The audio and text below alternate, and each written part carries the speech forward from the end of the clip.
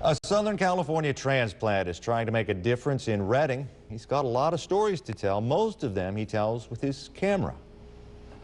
Nigel Skeet was born in England, grew up in Amsterdam, and moved to Southern California a few years after he discovered his passion at a rock and roll concert at the age of 14.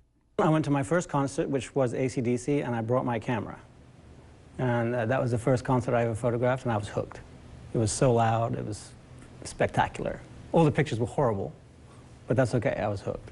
Nigel told me most of the wild stories you hear about rock and roll musicians are for the most part true. I've been with bands and they've lost their way to the stage, or the tour bus breaks down and they're, the destruction of hotel property and the consumption of many illicit materials and all that kind of stuff. It's been an interesting ride. He's also photographed politicians and celebrities, but after 25 years in Los Angeles, he moved to Redding to bring up his 5-year-old twin girls. He now has his studio on Placer and California streets.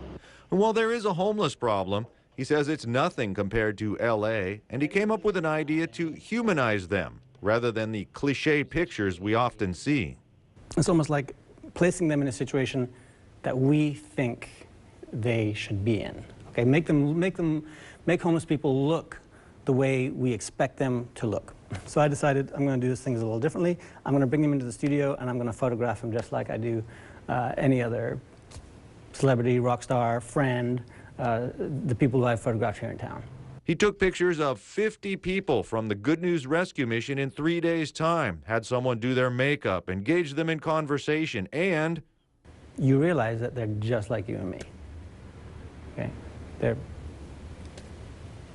There is no difference. The only difference is they happen to not have a home.